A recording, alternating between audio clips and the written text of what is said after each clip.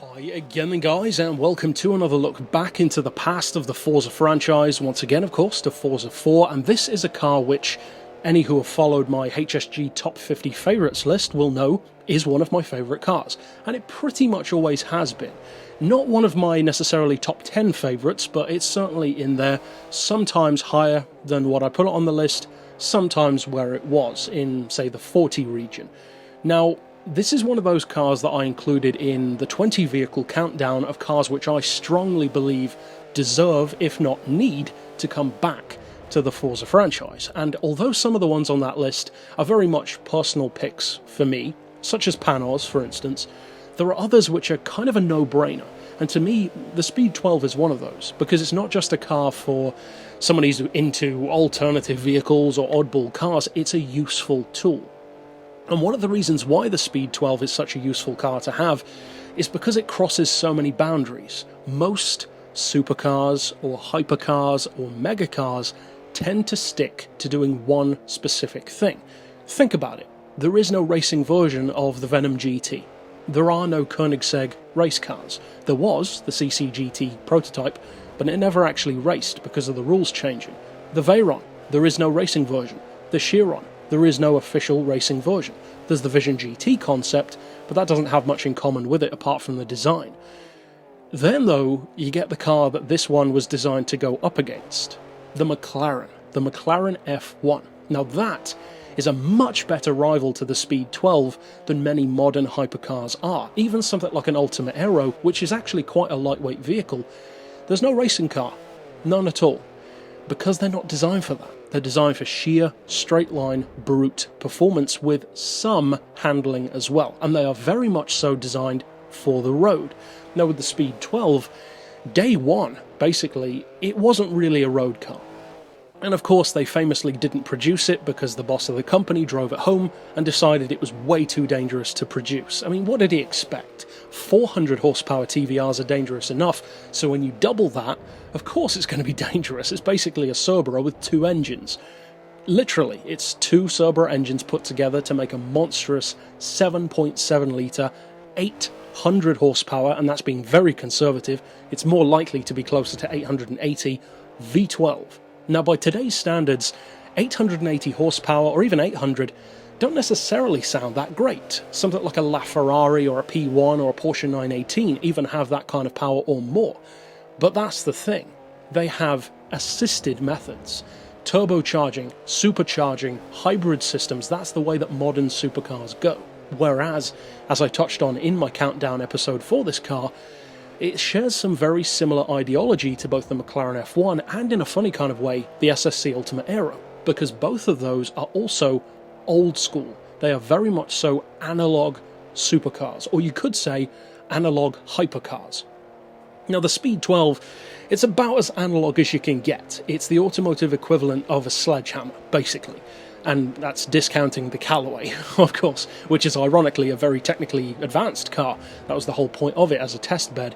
The Speed 12, though, it really is the ultimate blunt object in the supercar world. It's just raw, sheer power strapped into a car that's far too lightweight for its own good, with far too little downforce, no driving aids whatsoever, and basically the only safety net that you've got is the roll cage. Nothing else is going to save you in this car. The car itself is probably going to try and kill you.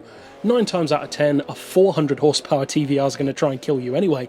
So of course, the Speed 12 is going to be a challenge. It goes without saying. But that's the interesting thing. Because the way in which the Speed 12 is a challenge, which it is different. Because with something like a Venom GT, or most Koenigsegg's, or even an Ultima Aero, the issue which most of them have, which makes them seem to be challenging, is wheel spin.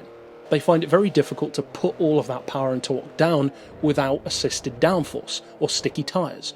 Or of course just careful throttle control, which can solve most of those issues anyway. With the Speed 12 that's not quite the same.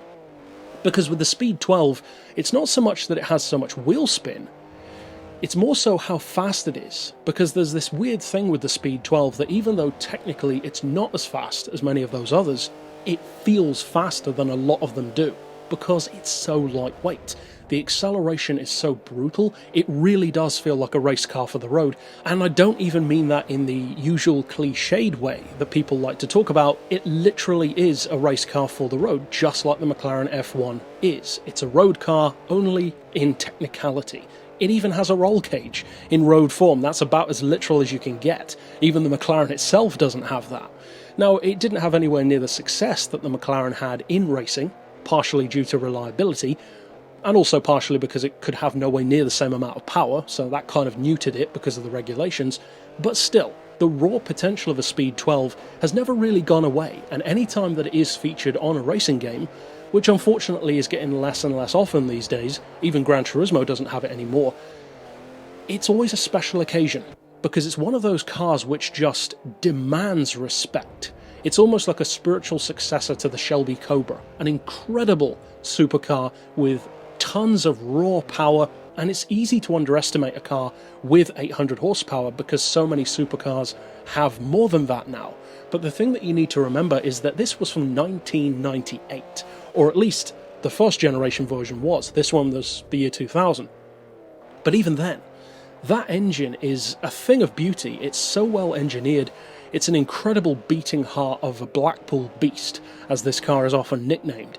And that 800 horsepower and, mind you, 650 pound-feet of torque, which is a massive amount of torque for a naturally aspirated car to have, is from just that, a car that doesn't need turbos or superchargers. Now, there are a number of rumours, I'm not sure if they were ever confirmed or denied officially, of this car doing stuff like braking dynos with twin turbo setups or all that kind of crazy stuff. Maybe it did, maybe it didn't, probably not, realistically, but it's the kind of car that makes that claim believable. That's why the rumour exists, because the car is a monster.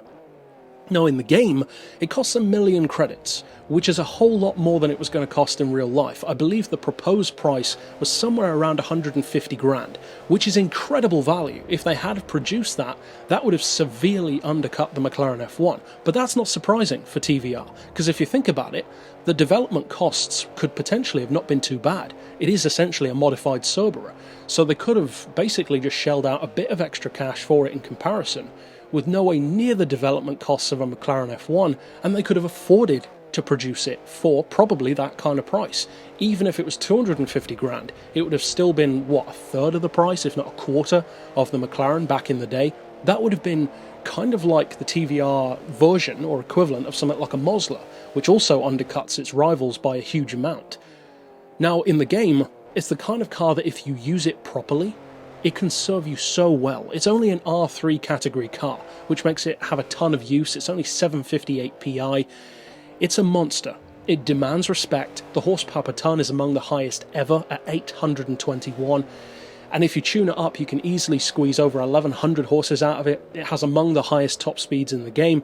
And although the visual proportions aren't quite right, it's still a beautiful machine, I think. An incredibly fast one. And when you tune it and use it correctly, this is a true supercar that even by today's latest standards could still strike fear into any supercar.